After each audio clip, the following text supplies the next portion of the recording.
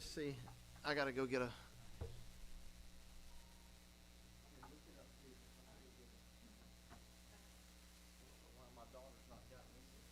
Chloe.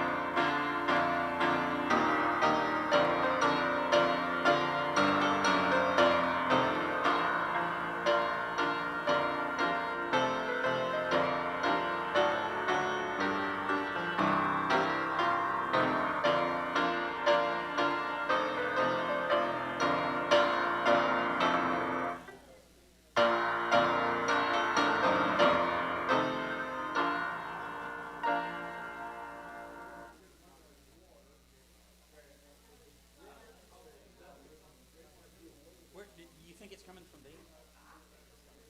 Okay. It's distinctly possible because out of all the speakers, these are the ones that have been abused the most. I think they're busted. I think one of them's busted in here on certain. You got a pen on you? For some reason tonight I do not. Is that the extra?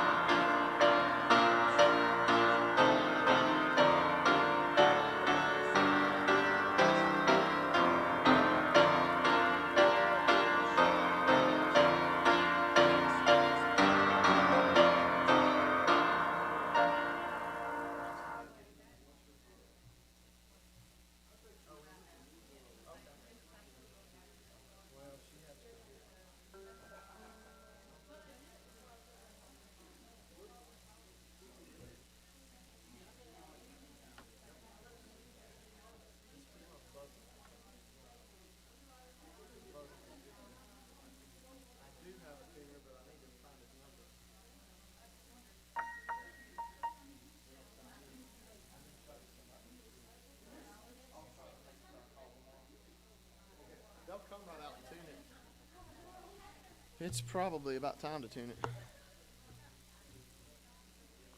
5 more minutes.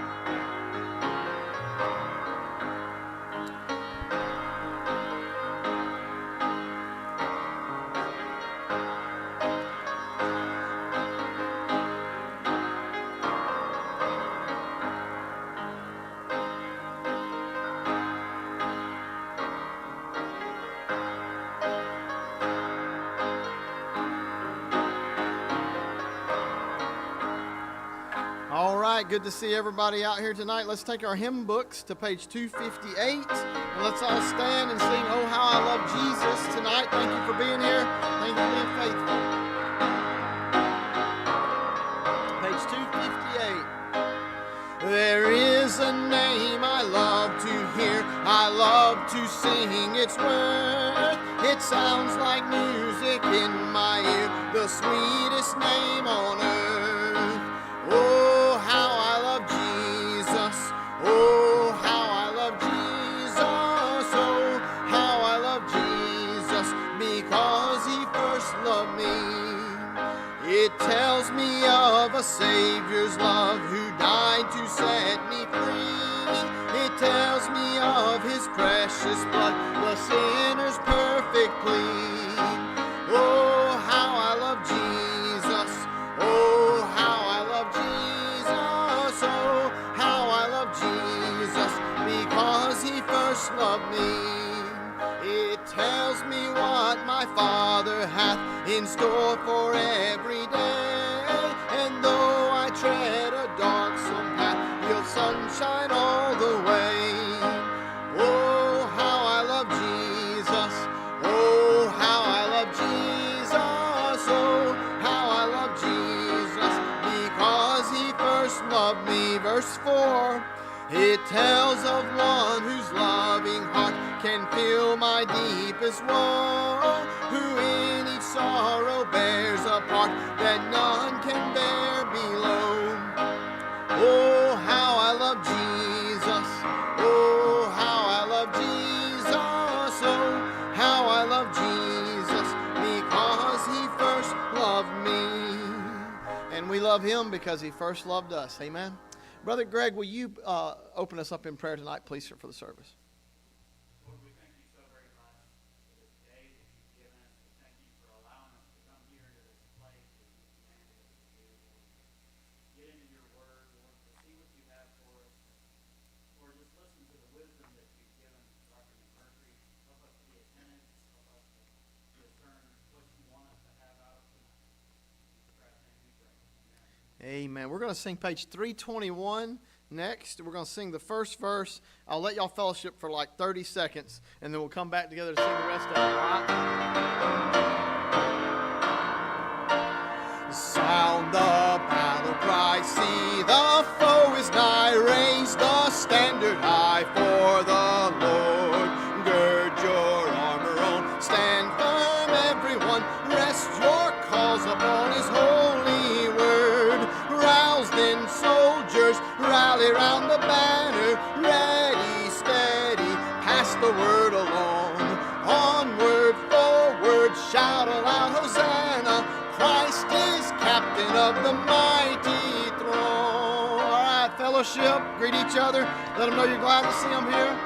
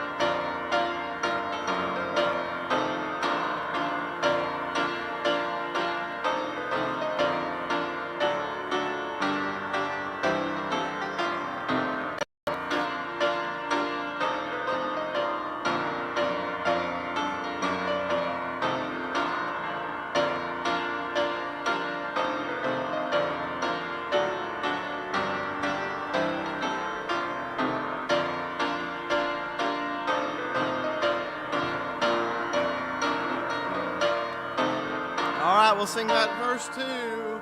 Strong to meet the foe, marching on we go, while our cause we know must prevail. Shield the banner bright, gleaming in the light, battling for the right one never can fail. Roused in soldiers, rally round the banner, ready, steady, pass the word along. Onward, forward, shout aloud, Hosanna. Christ is captain of the mighty throng. Verse 3. O thou God of all, hear us when we call. Help us one and all by thy grace. When the battle's done and the victory's won, may we wear the crown before thy face. Rouse then, soldiers, rally round the banner. Pass the word along. Onward, forward, shout aloud, Hosanna. Christ is captain of the mighty throne. It's been a long time since we did that one. How many of you having to take a breath for that? It's good. Amen. That's a good fellowship song where you can run around the building and come back and sing the second and third verse and have to breathe real hard. You may be seated tonight, and I just want to talk about a few things before Dr. Grady comes up, and we appreciate him being here this week and teaching us scientific proofs of the Bible, and we appreciate him giving us last night Noah's Ark, and that was a wonderful time that we had last night learning about Noah's Ark and the capabilities of Noah's Ark, and just amazing. Tomorrow night is Dinomania, I think. Is that the right one? No. Well, I've got one about dinosaurs, but men and dinosaurs did live together tomorrow night. But he also has Dinomania out there, so both of those you can look at. It'll be a really large subject tomorrow night. Dinosaurs. Here's some books I think you might be interested in. Thousands, Not Billions by Dr. Don DeYoung. Thousands, Not Billions.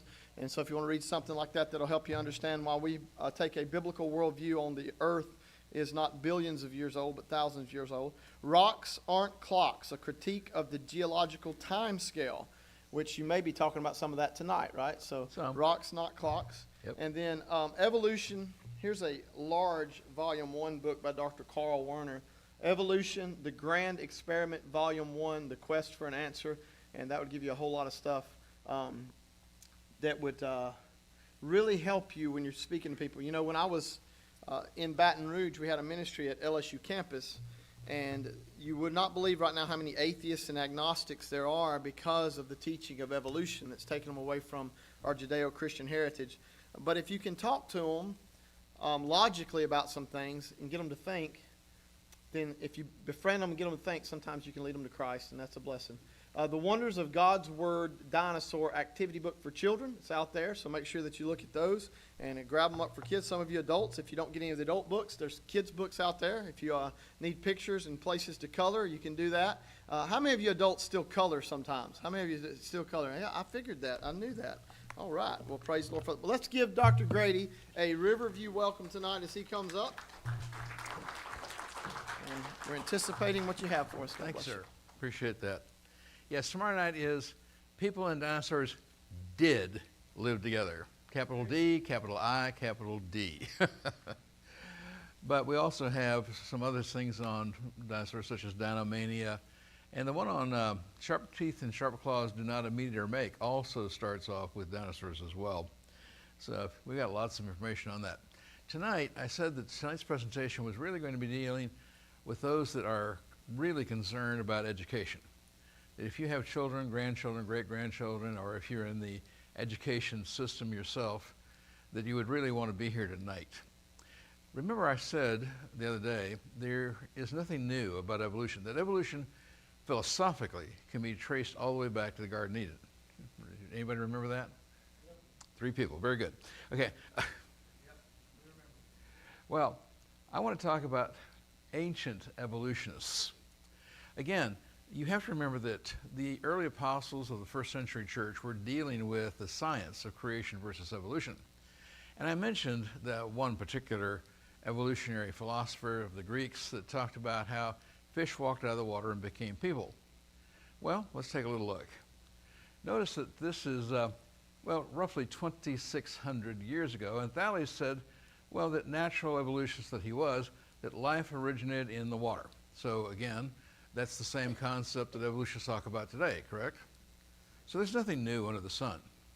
Or Anaximander. Again, he's 2,500 years ago, and he taught that humans originally resembled another type of animal, namely fish. You know, when evolution show you, and I talked about this, I think the first time I was with you, when they show you a little ape becoming a bigger ape, becoming a bigger ape, they just never show you the fish that became the ape, right? Well, again, here we have, again, 2,500 years ago, but the first person, the first Greek philosopher, quote, known to have explicitly recognized fossils as memorials of geological change and the succession of life. So again, 2,500 years ago, evolutionary philosophy. Or here, the apostle of change, a Greek 2,500 years ago called the apostle of change because he taught that matter is constantly changing and thus life was constantly changing. The word evolution actually means change over time. It's a perfectly valid word if we were using it, such as Southside has changed over time. At some point, there was one house here, right? But there's a lot here now, right? So you've changed over time. The city has evolved. That's a proper use of the word, but it is not proper to use it in biology. So here, Empedocles, again, 2,400 years ago, he's called the father of evolutionary naturalism. He said chance was, and I quote, responsible for the entire process, unquote, of the evolution of matter into humans. He concluded that spontaneous generation, natural selection, survival of the fittest, fully explained the origin of life, that all organisms evolved by a trial and error recombination of animal parts. And again, we're talking here, well, 2,450 years ago. Another ancient one, Democritus. Now, going back 2,400 years ago, he taught that primitive people began to speak with confused and unintelligible sounds, but gradually they articulated words. Doesn't that sound like a verbal history from the Tower of Babel? Right? Now, the Tower of Babel was basically 2000 BC. This is, of course, 1,600 years later. But this verbal history of this idea was still understood even in those days, even though it was not from the Bible. And Plato, I'm sure many of you have heard Plato. He was the teacher of Aristotle, but he said, and notice this, he said that there was 200 million years, so obviously evolutionary time, between the flood of the earth and his time. Isn't it interesting that he recognized a worldwide flood but pushed it back 200 million supposed years? Is that correct? One more page of the really ancient evolutionists. So we're going to go to Aristotle. Now, he was the tutor of Alexander the Great, taught by Plato, but he was a theistic evolutionist. He taught that humans were the highest point of one long, continuous ascent with modification, and that all life was linked by some evolutionary process. Now, Charles Darwin's second most famous book was The Descent of Man. Why didn't he call it The Ascent of Man if things were supposed to get bigger, better, faster, smarter over time? But here, well, Aristotle was talking about the ascent with modification. Charles Darwin described the descent with modification, which is actually what's going on right now.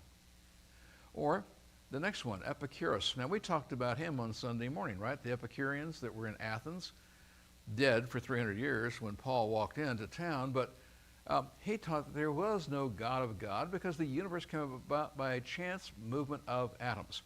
Now, the Greeks had never seen an atom. They didn't know the structure of an atom, but they did understand atomic theory.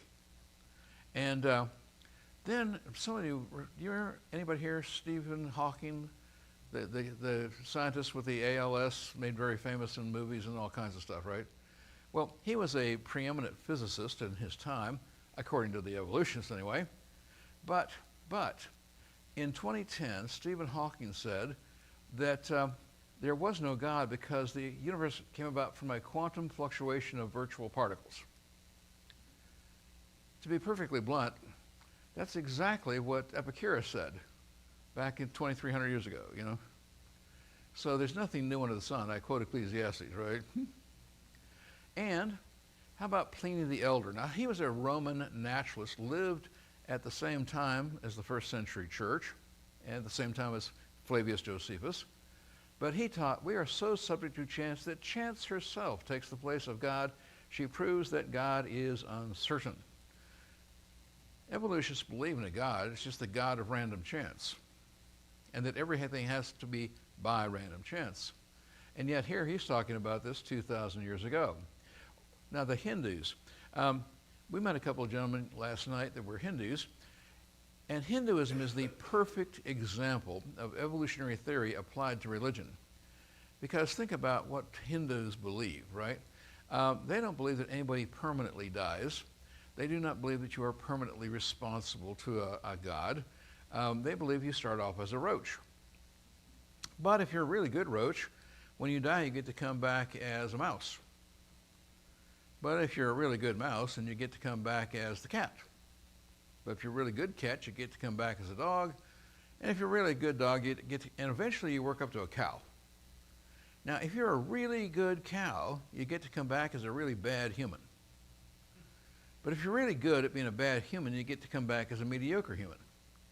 And theoretically, you evolve up to the point of being a Brahmin. That's a really good person. But the problem is, nobody ever makes it all the way. And what's the worst thing that can happen? You simply have to go back and start over as a roach. So there's no eternal consequences. There's no law that you have to come around one time only. So you just simply get recycled and recycled until eventually, theoretically, you get to go to their version of heaven. But I want you to notice, Hindus believe in an eternal universe with endless cycles of rebirth, destruction, dormancy. And I want to read two statements, quotes from supposedly two Hindu gods. Now, of course, I don't think they really are, but these are quotes attributed to them. How many of you remember Krishna? Hare Krishna? Anybody the Beatles? You know, that song about my Lord, and that was Hare Krishna. Well, anyway, this is attributed to Krishna. I am the source from which all creatures evolved. Another Hindu god called Ishvara is attributed to, quote, never was there a time when I, Ishvara, did not exist, nor you, nor all these kings, nor in the future shall any of us cease to be. Permanent, eternal status, correct? Well, what about the Babylonians? Now, I'd like you to think about something. The Babylonian Empire lasted exactly 66 years. We know that. However, the Babylonians claim to have inscriptions, astronomy, back 730,000 years, and that the inscriptions themselves went back to 490,000 years old. But we know they only lasted 66 years. Now, why would they do that? Why would they do that? It's called one-upsmanship. Anybody here familiar with one-upsmanship? Yeah. Well, if you don't understand one-upsmanship, one-upsmanship is my daddy can beat your daddy. That's one-upsmanship, okay? But think with me. In the ancient cultures, they would compete with each other. And they would invariably want to say, well, our culture is older and better than your culture. And they would invent hundreds of thousands of years, etc., so that they could say our culture is older than your culture. Well, I'm going to end with the Egyptians here. They say that they understood astronomy for 100,000 years. That's quoted from St. Augustine of Hippo in the book City of God. Now, St. Augustine of Hippo is about 1,600 years ago. But again, we know that the Egyptians never lasted that long. They lasted roughly 4,000 years. And why the 100,000? Again, it's to get a stature of our culture's old and it's, really hot stuff, right? Well, that's the ancient evolutionists I want to point out. Let's take a look at some of the more modern day evolutionists. For example, in the 1700s, the French had become atheists. Now, the English had not yet become atheists, but the French had. And there were 6 French atheists of the 1700s that influenced French and European culture. The first one here we call just Montesquieu, but he wrote that in the beginning there were very few kinds of species and they have multiplied since. Clearly an evolutionary concept, correct? The second one, well, de Maillet. Now he published his work was published in 1748. He died 10 years earlier. The dates are correct. His works were published 10 years after he actually died, but published it. Fish were the forebearers of birds, mammals, and men, and the earth was up to 2 billion years old. But doesn't that sound a lot like Anaximander? Nothing new under the sun. Or here, Notice 1751. New species may result from the fortuitous recombining of different parts of living beings. But that's exactly, well, what Empedocles, yeah, easy for me to say, right? Empedocles said. Well, Diderot, between 1751 and 1765, he wrote that all animals came from one primeval animal, and that this prototype was fashioned by nature into all those types of animals we know today. But that's exactly what an Anaximander said 2,500 years ago. Here, we call this guy Buffon because his name is really, really long. But in 1778, at the time of the American Revolution, he wrote that, quote, ape and man had a common ancestry, and he wrote that the earth was 74,832 years old exactly. I don't know about you, I like somebody that's specific, don't you? There isn't a scientist that's a creationist nor an evolutionist today that would ever believe that 74,000. I mean, it's either billions or it's 6,000, right? But I like the specific statement here. It was 74,832 years old exactly. Apparently y'all are not getting into the humor of scientific writing. Well, page 2 on the modern evolutionists. I said there were 6 French atheists. The last one I'm going to talk about, now he had a really long name. We just call him Lamarck, okay? But in 1801, he promoted evolution by the inheritance of acquired traits and wrote, quote, time and favorable conditions are the 2 principal means which nature has employed in giving existence to all her productions. We know that for her time has no limit, and that consequently she always has it at her disposal. Evolutionists believe in millions and billions of years, basically eternal past. And here, he talked about the inheritance of acquired traits. Now, I realize you might not be familiar with those concepts, but what he was writing about was this. He believed in the inheritance of acquired traits. Now, all of you are familiar with the governor of California, correct? Come on, Arnold Schwarzenegger, right? He's the governor. Now, he was at one time a world champion bodybuilder. I'm not going to say how he did it. I'm just going to say he was, okay? Now, with that in mind, Lamarck would say that because Arnold had built up all those big muscles, and he did, I mean, legitimately, so that means that his son would have big muscles. The inheritance of acquired traits. Now, how many of you know that unless his son were to pump just as much or more iron than Arnold did, he would never develop muscles the size that Arnold had at one time, correct? And this was disproven in his lifetime. Before Lamarck died, this concept was completely and utterly destroyed by scientific experimentation, and it was such a simple experiment. What did they do? Well, I don't mean to disturb anybody here who might have pets, but what they did was they took rats that had tails and they cut off the tails. And then those rats bred, and well, their babies still had tails. So they cut off the tails again.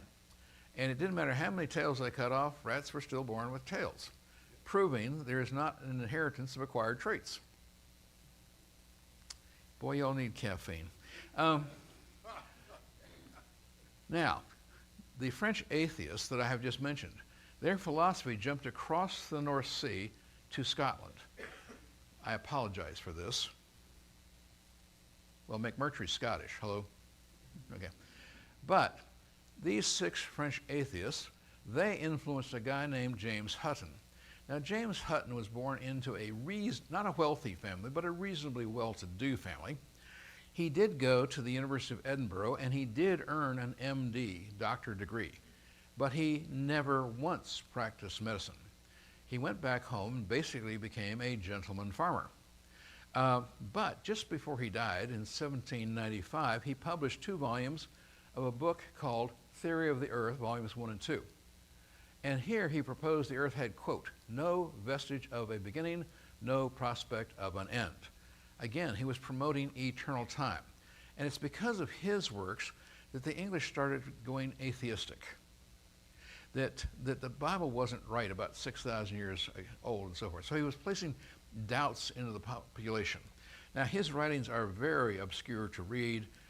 He was not popular for that reason in his time, but he was very popular with the current day evolutionists then because he was promoting this idea of eternal time and evolution. Now, this Scotsman influenced another Scotsman. His name was Charles Lyell. Now, Sir Charles Lyell, from 1830 to 1833, published books successfully promoting the doctrine of uniformitarianism. But he didn't initiate that word. It was actually made up by another person, but he promoted the concept, and he was convincing the English, again, of evolution. Now, what is uniformitarianism? You know, one of the great things about the English language is we have prefixes and suffixes that help us to know what a word means, even if you've never seen it before, correct? So what is uniformitarianism? Well, an ism is a belief system. A uniformitarian is the Arian is the person who believes, right? And so uniformitarianism is simply someone who believes that all the processes, all the natural processes and events that occur today have acted uniformly throughout an eternal past. That everything is the same, works the same way for eternity. And that's uniformitarianism, and it's an evolutionary concept. Now, these two Scotsmen, their influence went over the border into England and influenced three men, all named Darwin. You see, the first one was Dr. Erasmus Darwin, MD, the grandfather of Charles Darwin, who published extensively on the supposed truth of evolution. The second Darwin was Robert Darwin, MD, the son of Erasmus and the father of Charles, who would continue to successfully promote his father's position and teach them to his son. Are you with me so far? And of course, Charles Darwin would become world famous, but not because of himself. Actually, he'd be a quite obscure character if it hadn't been for another guy named Dr. Thomas Huxley. But these are just evolutions I want to point out to you. There's nothing new. Evolution's been around for thousands of years. They can use new words, they can use longer words today, but they're still teaching exactly the same thing. And I just want to kind of convince you of that, okay? Now, let's start taking a little look. I said that the English had not yet become atheists, even at the time of the Darwins, Hutton, Lyell, but the Encyclopedia Britannica, maybe some of you will remember these terms. The first edition of the encyclopedia was published from 1768 in volumes through 1771. Why do I do this? Because the English had not yet become atheists or agnostics, and the first edition, under the heading Astronomy, page 493, there's a table of the world events beginning with the creation of the world in the year 0, and the Britannica at that time said creation occurred in 4007 BC, and that the flood of Noah was in 2351 BC. Now, I might argue a few years one way or the other, but you can clearly see that they were taking biblical time and were publishing that as serious education, correct? Because they had not yet become atheists. You've got to wait to the 1800s when the Darwins come along. Well, let's talk about old James Hutton. As I mentioned, he, Scottish, did earn an MD degree. He was a very peculiar person, frankly. Had a rather odd life. But in 1795, he's the one that starts people believing in eternal time. And I want you to think, what's happening on the earth at the time that Hutton is publishing? So in 1795, what's going on? Well, it is the age of revolutions. It's the age of anti-monarchy. And I want you to think about all the revolutions. There was the American Revolution, French, Spanish, Polish, Italian, German revolutions. But there's one really big difference between the American Revolution and all the other revolutions that occurred after that. First of all, it's the time of anti-monarchy, because the people in Europe were becoming, again, atheists and believers in astronomy, evolution, excuse me. But why did they go around in the revolutions that followed the American Revolution and kill their kings and queens? It's very simple. Because if evolution were true, then there is no God-given authority to authorize kings or queens to be God's agents on earth for leadership. And so if the Bible is not true about creation, that there is no lawgiver, then kings and queens did not have authority over people, and they would revolt against them and set up human government. Think with me again. What is the one difference between the American Revolution and all the others that came after it? We never once tried to kill the King of England. Never. We were two Christian peoples with differences over property rights and representation and so forth, but we were never trying to kill the King of England. But every other revolution that followed, based in atheism, killed their kings and queens. Now, I want to point out, this is the sort of the frontalpiece to a science book used in our public schools, and I want you to notice, before radiometric dating was available. Now, radiometric dating, that's carbon-14, potassium, argon, rubidium, strontium, various scientific measurements that supposedly will tell you how old something is. None of them work. None of them work. All of them start with 6 fatal false assumptions. Carbon-14 has 20. None of them work. But in this public school textbook, they say before these things even came into existence, many people, most people, had estimated the age of the earth to be only a few thousand years old. When you look at a rock, there's nothing about a rock that will tell you how old it is by looking at it. I could make the same rock yesterday that I could, 10 years ago, 100 years ago. I showed you the coal in the Mount St. Helens presentation made in a laboratory, correct? It looks old if you take the evolutionary view, but a rock is just a rock. Well, here it says, before these technical things came along, people had thought the earth was about 6,000 years old, but in the 1700s, no, it was 1795. Scottish scientist, James Hutton. No, he was a Scottish farmer. Well, estimated the earth was much older. He used the principle of uniformitarianism, and then the textbook says, this principle states that the earth processes occurring today are similar to those that occurred in the past. Uniformitarianism. But again, it's an invalid idea, but that's what they believe. And then you'll notice, he inferred, he hypothesized. Please tell me, did he prove anything?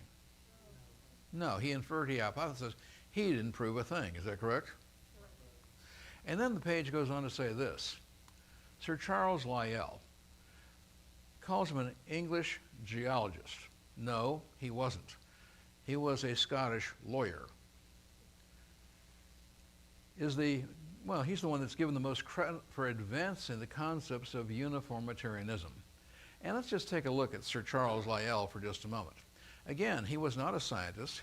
He was not, he wasn't English, he was Scottish, but he is the one that is responsible for selling the crowd on the ideas of evolution. The subtitle, his book was called Principles of Geology, Volumes 1, 2, 3. However, the subtitles I think are always interesting in books that are 100, 200 years old. An attempt to explain the former changes of the Earth's surface by reference to causes now in operation. The summary of the statement is, the present is the key to the past. That was the evolutionary concept that he's promoting. That whatever happens today is exactly what has always happened. No change whatsoever, except for change. Well, how many of you have seen something that looks kind of like that? This is a chart called the geological time scale or the geological time column. All of us have seen charts like this, maybe not this identical one, but you've seen charts like it, correct? And the idea is that you start at the top, that's the present, and then supposedly you go down through layers that are in the ground, and if you go all the way from the top of the ground down here to the beginning of the Cambrian, that is supposed to be 550 to 570 million supposed years. And then before that, a period called the Precambrian, going back billions of years. Now, typically, they'll show illustrations of different creatures that are supposed to have lived at different times in the past, and specifically here, the period of dinosaurs and large reptiles and that kind of thing, right? Well, that's what they put in the public school textbooks, but there's not one place in the entire earth that you can start at the top of the ground, drill straight down, and go through all those layers in that order. That doesn't exist in the ground. Now, I want you to understand, the layers do exist. There are fossils in those layers. Not all of them, but many of them. But nowhere can you start at the top of the ground and go straight down and go through all those layers as shown here. It simply doesn't exist in the ground. As a matter of fact, let's think, how did these layers get their names? How did they get ages associated with them according to evolutionists? Well, in the early 1800s, each layer was given a name like Jurassic, which came from Germany, but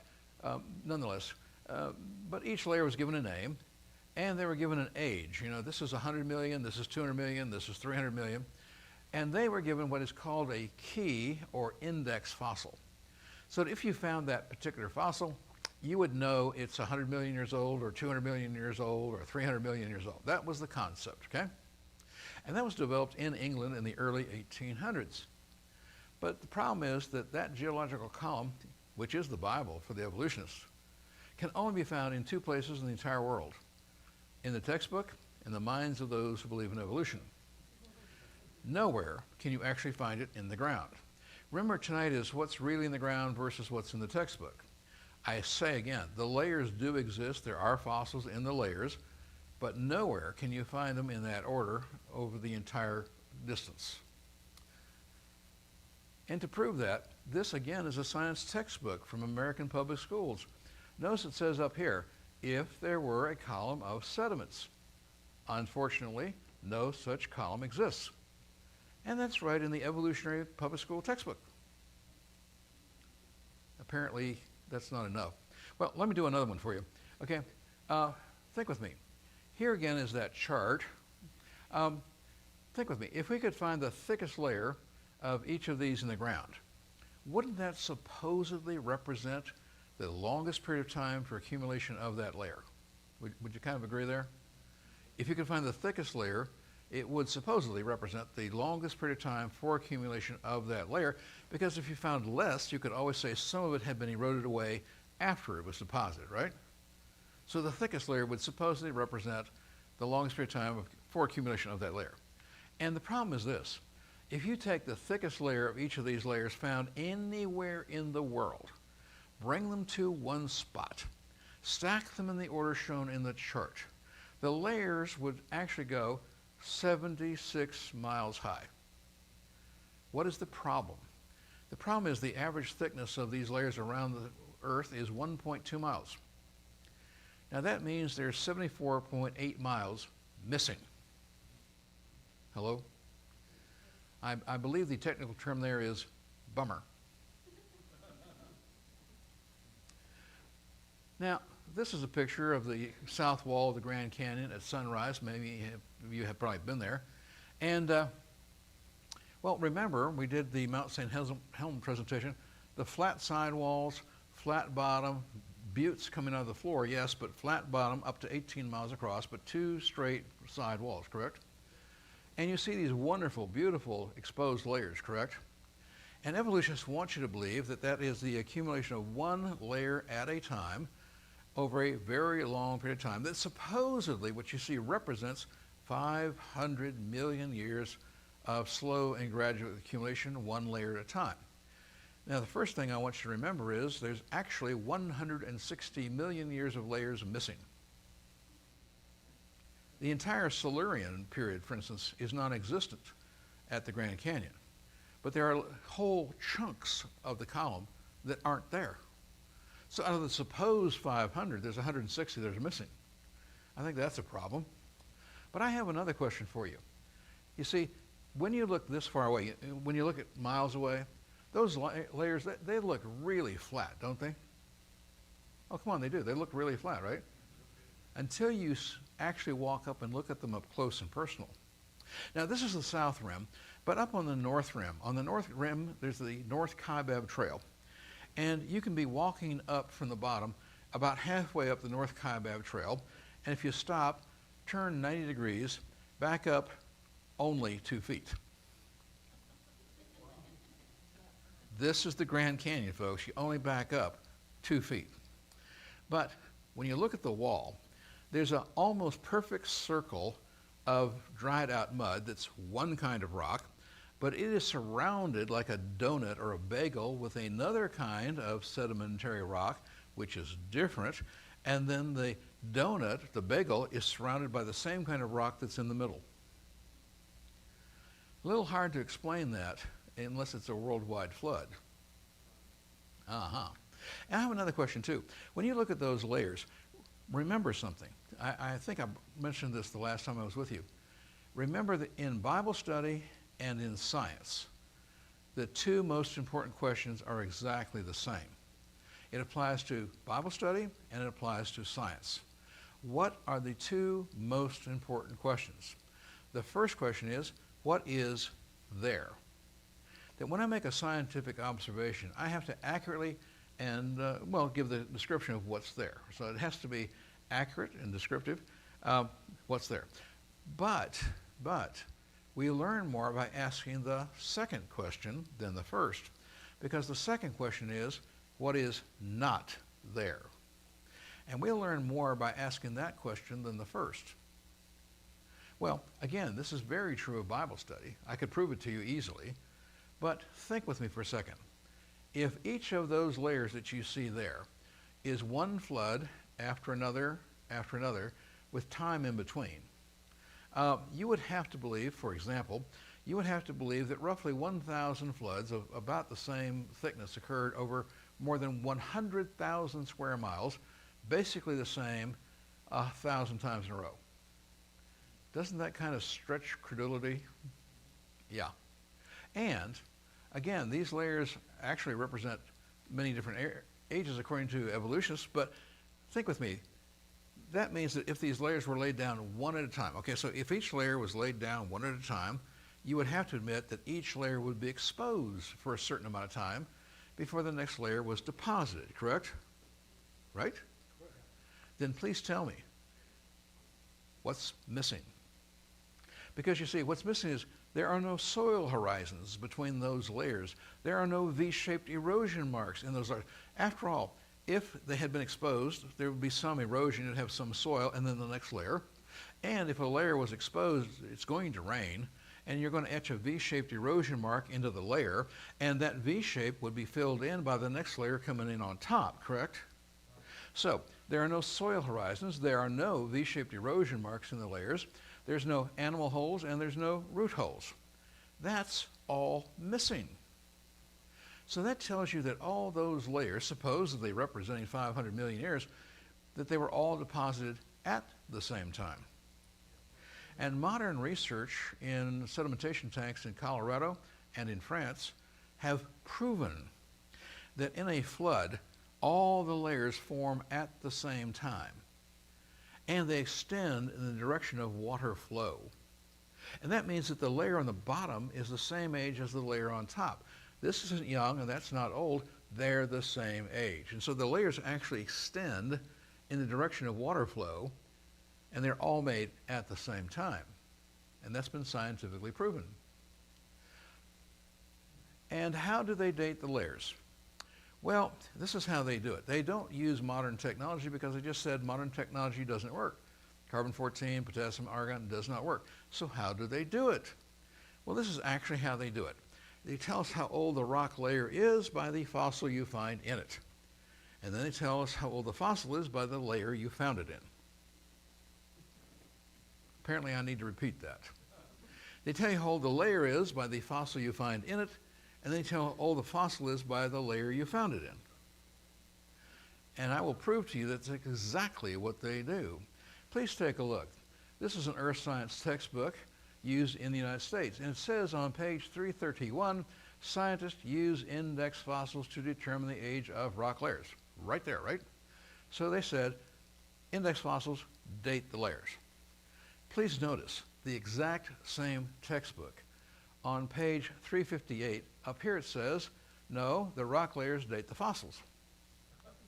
So here the index fossils date the rocks, but, if we go to the next page, the rock layers date the fossils, right? So this is a tautology, according to Greek logic, a tautology that falls on its own weight. It is patently illogical. You cannot date rocks by fossils and then fossils by the rocks you find them in. It's an absolutely bogus method of proof. But if you don't think this example is good enough, please notice the next example. 2 facing pages of the same book.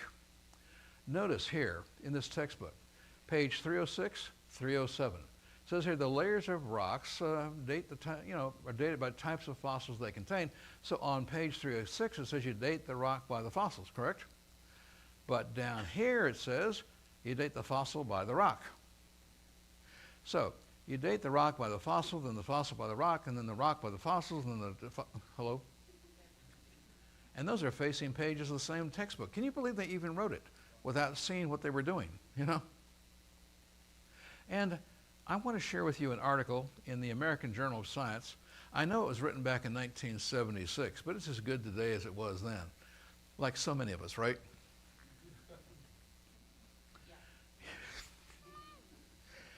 But this is by Dr. O'Rourke. And I also want to say this. I appreciate an honest evolutionist. I do. There are evolutionists who are just con men, etc., and say all kinds of bogus things. But I appreciate a genuinely honest evolutionist. And Dr. O'Rourke was a genuinely honest evolutionist. So I want to compliment him, okay?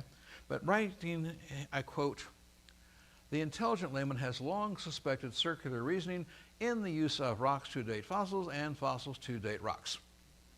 Hello? Now please tell me, are you intelligent lay people? Excuse me? Then you have long suspected this, correct? Right? Next page.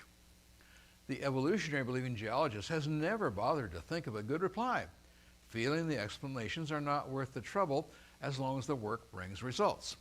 Doesn't that sound kind of sound like, you know, the results are the important thing, right? You know, and it's a false logic. I think you'll agree with me here. But this idea that you can use these methods is absolutely bogus. Next comment. Now, this is actually not from Dr. O'Rourke. This is from Dr. Derek Agar. Now, Dr. Agar was a preeminent geologist in Europe, and he said this: ever since William Strata Smith, that was the nickname, Strata Smith, because he's the one who started actually studying the layers, strata. But ever since William Smith, at the beginning of the 19th century, fossils have been and still are the best and most accurate method of dating and correlating the rocks in which they occur. This is a preeminent geologist who believes in evolution. And he said, apart from very modern examples, which are really archaeology, I can think of no cases of radioactive decay being used to date fossils. I told you, they don't use carbon-14, potassium argon, rubidium, strontium, except when they're trying to deceive you, okay? And here this preeminent geologist is saying that that's actually what it is, that they don't use those techniques, that they use layers and fossils, correct? And so, do the ends justify the means? Well, let's go back to Dr. O'Rourke. He continued to say this: radiometric dating would not have been feasible if the geologic column had not been erected first. Did you hear that? The radiometric dating process didn't construct the column. They constructed the column first and then tried to adapt radiometric dating processes into the evidence, correct? Well, I hope you're getting this. I just love this particular quote from Dr. O'Rourke. I mean, if you don't like this, I'm leaving and going home. Because the next statement he says in his article is, the rocks do date the fossils, but the fossils date the rocks more accurately. Well, good. At least some of you liked it. I can stay. Can you believe he wrote it? Yeah. The rocks do date the fossils, but the fossils date the rocks more accurately. But he continues to write, and he says this: stratigraphy, which is the study of layers, cannot avoid this kind of reasoning if it insists on using only temporal concepts, because circularity is inherent in the derivation of timescales. He is admitting this. Is that correct? Yeah. Oh. And then he says this: the charge of circular reasoning in stratigraphy can be handled in several ways. Okay? So he has admitted this is a problem, correct? But he says, we evolutionists, we can get around the problem, and we can do it 4 ways, correct? So let's just take a look at the 4 ways he says you can get around the problem, right?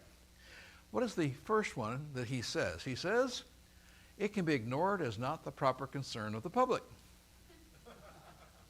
Please tell me, are you the public? Then it's none of your concern. Hello? Well, let's take a look at number 2.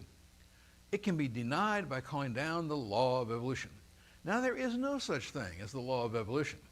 It's just that, we're going to bring down evolutionary theory, and because we know evolution is true, it doesn't matter, okay? Number 3. I like number 3. It can be admitted as a common practice. I mean, wouldn't that be the most honest and simple thing? We admit it's what we do, right? It's a common practice. But I really like number 4. Are you ready for this, folks? What is the 4th way in which you can avoid the problem of dating rocks by fossils and fossils by rocks? I love this one. It can be avoided by pragmatic reasoning. Please tell me, how many of you would like to avoid problems in life by pragmatic reasoning? Oh, come on. How about April the 15th? They'll never miss the money. Hello? Or that cop didn't really mean to give me that ticket, so I don't have to send in the fine. Hello? Isn't that avoiding problems by pragmatic reasoning? Well, I think that's pretty informative, don't you? But let's take a look what's really in the ground. Now, think with me. We have layers in the ground. But do we have limestone layers at the top, limestone layers in the middle, limestone layers at the bottom? Yes. But please tell me, how do you know that the limestone at the bottom is older than the limestone at the top? Oh, come on, folks. If you've been listening, you already know the answer. How do you know that the one at the bottom is older than the one at the top? You use, of course, well, telling Jurassic from some other, say from 100 million to 600 million, you use index fossils. Is that right? Uh-huh.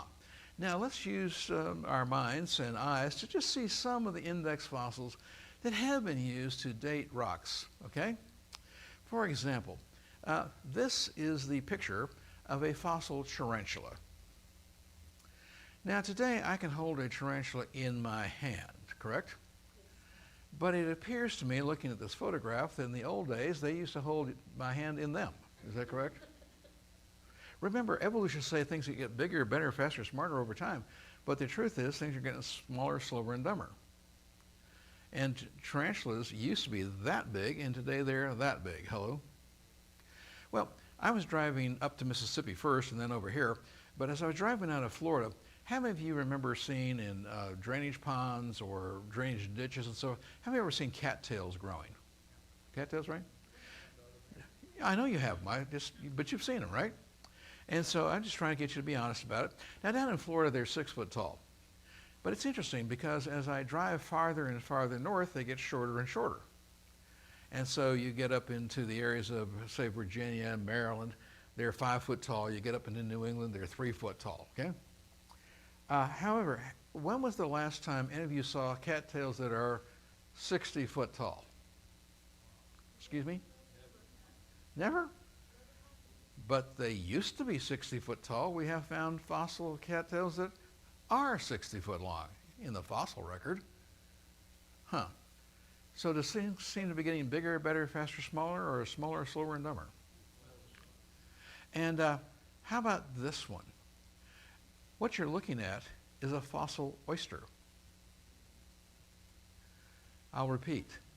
That is a fossil oyster. It was found back in 2001, 2 miles above sea level down in South America in the Andes. So I want you to think about this. It was, over 500 fossil oysters up to 11.5 feet across, weighing over 600 pounds, were found down in 2001, 2 miles above sea level. This is just southeast of Lima, Peru, and posted in 2001. Now, it kind of appears that, today you go to an oyster bar, you eat oysters, but apparently in the old days you went to an oyster bar, they ate you. Is that right? Have I got that right? And, well, how about this? That is the actual fossil skull. That's not a model, that's not a fake, that's the actual fossil skull of a salamander. But that salamander is 6 foot long. Now, down in Florida, when I see a salamander in my backyard that's 6 foot long, we call it an alligator. Hello? Oh. And a remarkable cache of marsupial remains were found down in Australia. Giant marsupial lions, kangaroos that were 10 foot tall, and a wombat the size of a rhinoceros. Now, if you don't understand what that means, I'd like to share a little information with you. So first of all, today the giant kangaroo stands roughly 5 foot tall, maybe 6 on a really big one, but kangaroos used to be 10 foot tall. Now, first of all, I think we need to build the fences at the zoo a little higher, don't you? Hello? Oh. And what about a wombat the size of a rhino? Well, that is what a wombat looks like today. That's what a rhinoceros looks like today. Hello? But they used to be the size of a rhino. I think things are getting smaller slower, all right? Or, how about this? A giant gander found in Australia. Now, a gander is a male goose, correct? Right? Now, this was published in The Guardian in the UK back in 2002, but a giant gander found in Australia. Scientists in Central Australia found this giant goose. It stood as tall as an elephant and weighed half a ton. Now, you want to talk about eating the goose at Christmas.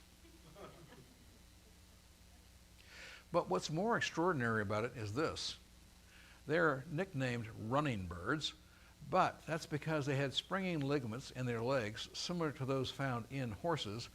Unlike modern ostriches and emus, these huge birds also had not claws and webbed feet, but they had hoof-like feet. They ran around, this big old dude, on 2 feet, but instead of claws and web-type feet as we think about a bird, they had hooves like a horse and weighed half a ton. Y'all don't seem real impressed. Oh. Well, how about this? Now, you see here 2 fossil beaver. This is the jaw of a fossil beaver, and this is the skull of a fossil beaver. This jaw indicates a beaver, this was found in Wisconsin, but indicates a beaver that was 7 to 8 foot long. The skull here is from Ohio, but it indicates a beaver 6 foot long. Now, I understand Pastor just told me about some guys that ate a beaver recently, and today beavers are like 2.5 foot long, right? But beavers used to be 6, 7, and 8 foot long. Now, think with me for just a moment. What is the size of a tree that an 8-foot beaver could cut down? Come on, folks, even the redwoods would be trembling. Hello? Oh. And a donkey. Now, where's Cleo? Oh, there you are, Cleo. A fossil donkey was found near Lubbock, Texas, but at the shoulder it stood 9 foot. That's 27 hands. Hello? How'd you like to have that donkey? She's smiling like a Cheshire cat.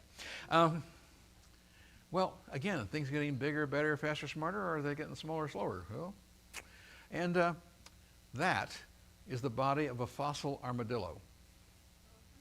Huh? Yeah, that is the body of a fossil armadillo. The head has already been removed. That's just the body. But this was found in Peru, 2005. This is an armadillo that would have weighed 2,000 pounds. No, you run into that with your car, you're going to bury the car. You all are familiar with armadillos, right?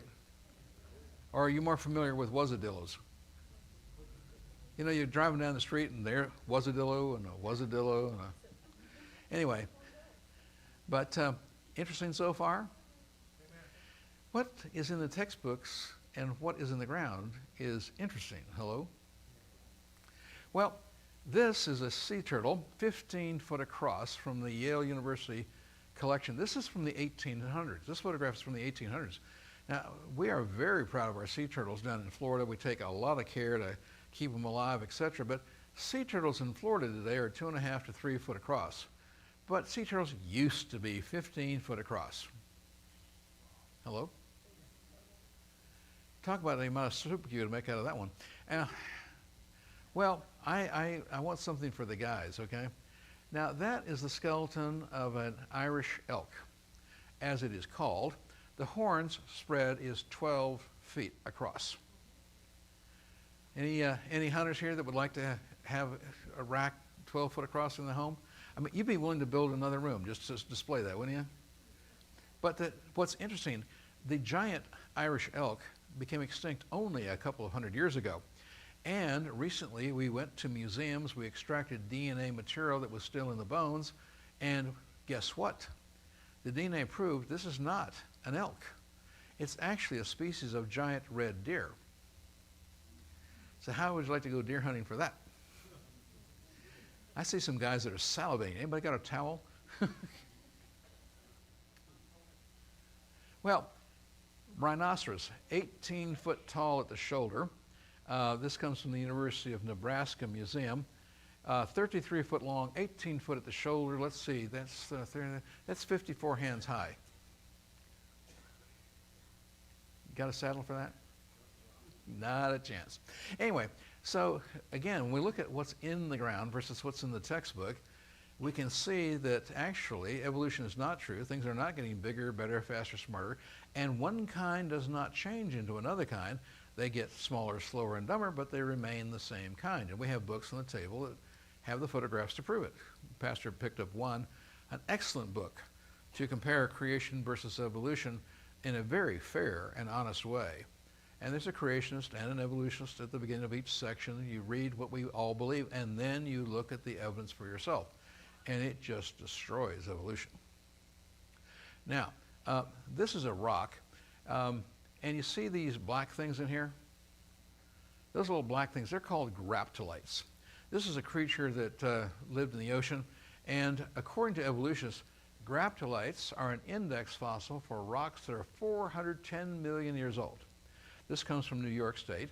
But according to evolutionists, if you find a rock with a fossil graptolite in it, it's 410 million years old, and you know that, right? Of course, there's just one tiny little problem with that, because we now have found them alive in the South Pacific. So how do you know? That rock could have formed a week ago, right?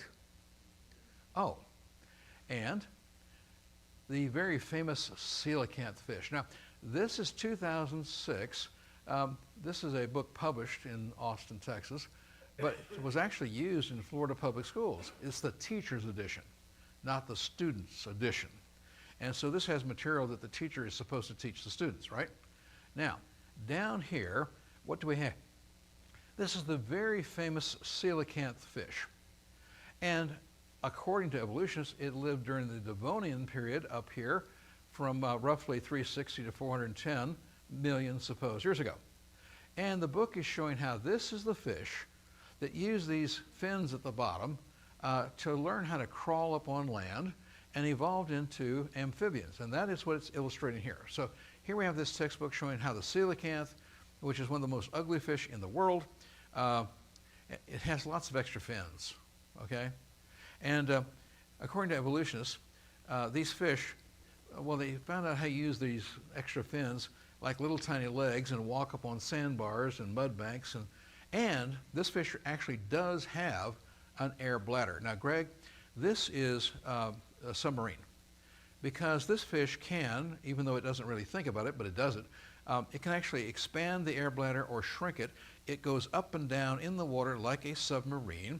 It sleeps at night at about 2,000 feet down, but during the day it comes up to about 500 feet to feed, and then it goes back down again to hide at night. Everybody with me? And the evolution said, this is the fish that walked out of the water and became humans. Because, of course, it became an amphibian first, and then a reptile and a mammal, and finally turned into a human. Are you with me? And that was what was being taught in 2006. There's only one tiny little problem with that. Because you see, Remember, Anaximander, said that humans originally resembled another type of animal, namely fish, right? What's the problem? We found them alive. 1938, we found these fish off the coast of the Comoro Islands. That's off the coast of Madagascar. But 60 years later, in 1998, we found a second population off the coast of Indonesia, 5,000 miles away from where we found them the first time.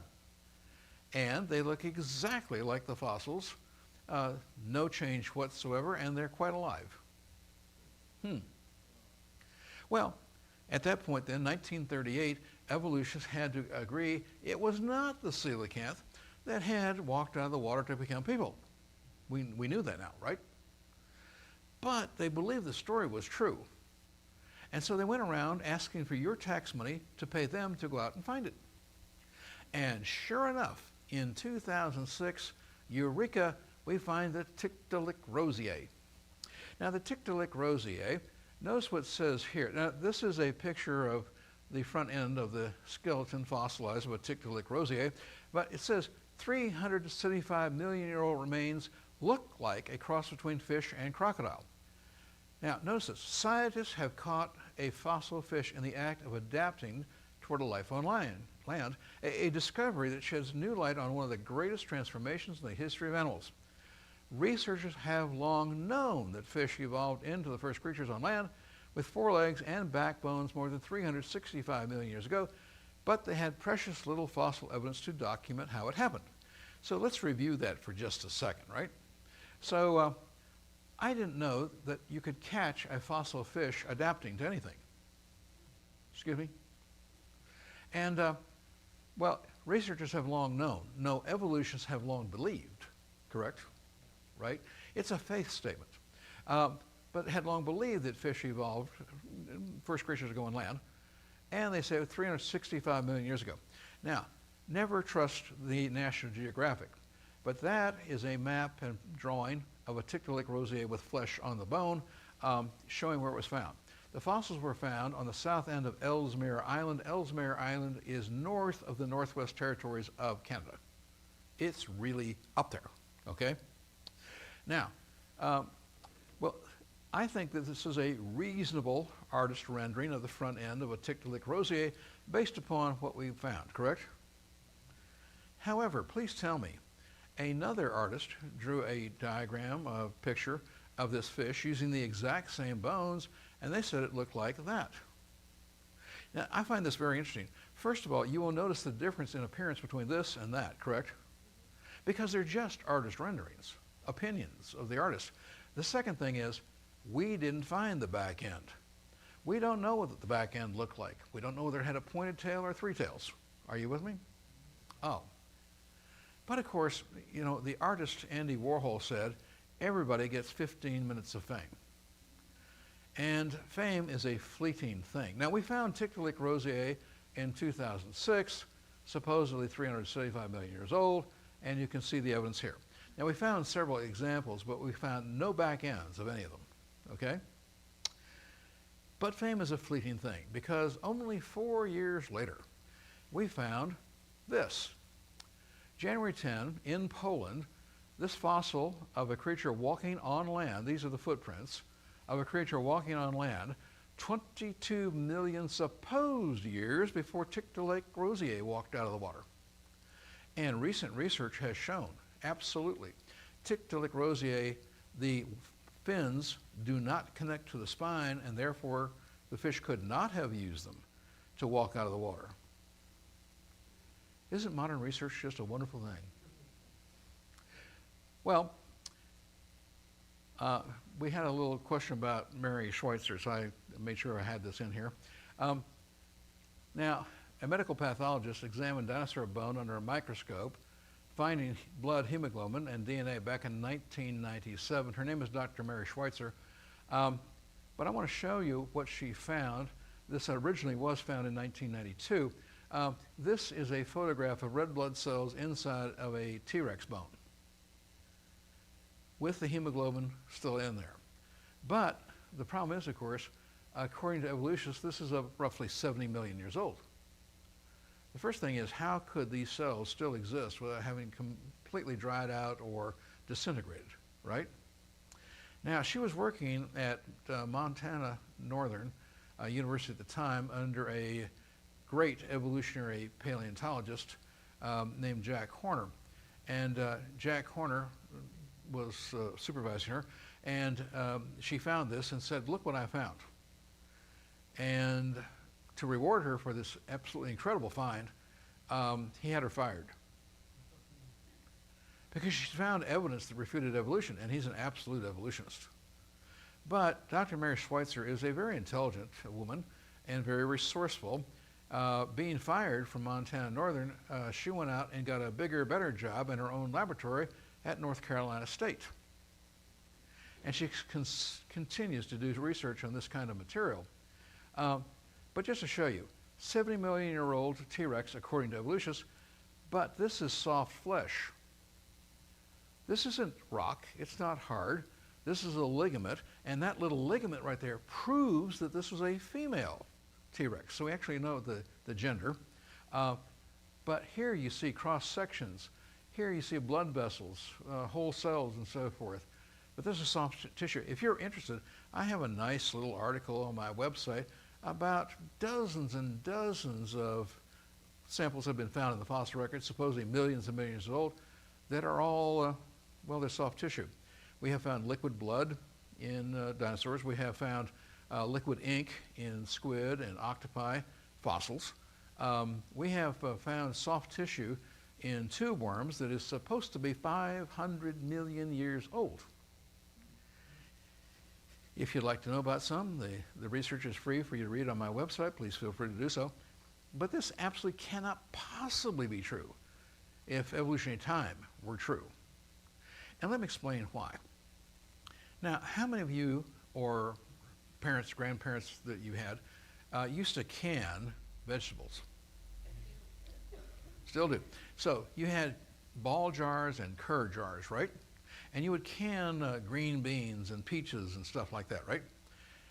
Tell me something. Have any of you ever walked in where those were stored and had not been used for 5 or 10 years? And you looked through the glass and you saw those things just pulling apart in the glass. Is that correct? Come on, how many of you have seen that, right? Now, this is not biological activity because you pasteurized it before you sealed the jars. There's no life, there's no biology that's alive. It's not bacteria, etc., right? But those vegetables that were not used after 5 or 10 years, they start to just fall apart. Is that right? Why? Because there is something about life. You see, once something dies, what happens? The molecular bonds start to fall apart. And when the molecular bonds start to fall apart, the tissue starts to fall apart. Now, think with me. If it only takes 5 or 10 years where there's no bacterial activity whatsoever, and you're already seeing them fall apart, think what they would look like after 10,000 years or supposedly 50,000 years. You wouldn't be able to recognize them, and yet we find recognizable soft tissues and fluids in things that are supposed to be 500 million years old according to evolutionists. It is impossible. If they were that old, the molecular bonds would have completely broken down. They would be nothing but atoms. Are you with me? Oh. Now, that was back in 2005, by the way. And I want to go to Joggins, Nova Scotia. This child has her hand. You see this sticking out of the ground? That's a fossil tree trunk. Now, the reason I want to show you this is, first of all, in the ground we have what are called polystrate fossils. I showed you some of those in the Mount St. Helens on Sunday night. Remember Specimen Ridge?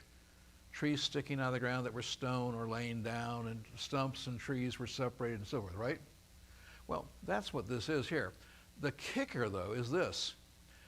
These tree trunks, not the same one, but tree trunks and roots, 2,500 foot thick, a half a mile down, representing supposedly 20 different geological time zones. But roots and trunks here, there, overlapping each other, connect the entire half a mile as one deposit.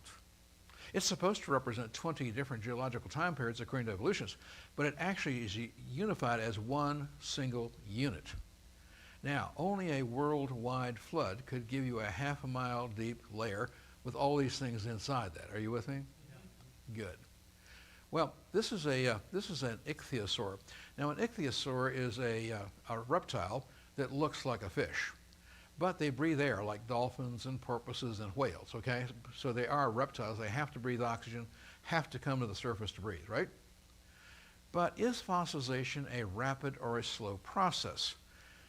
Because please notice, this mother ichthyosaur died in the process of giving birth. Here's your baby coming out of the birth canal right here. And so she was buried alive with her baby coming out of the birth canal and fossilized. Interesting? Well, I hope so. But therefore, is fossilization a rapid or slow process? Well, it's a very rapid process. As a matter of fact, it has to be rapid. It cannot possibly be slow. And I'm going to stop here because it is a school night.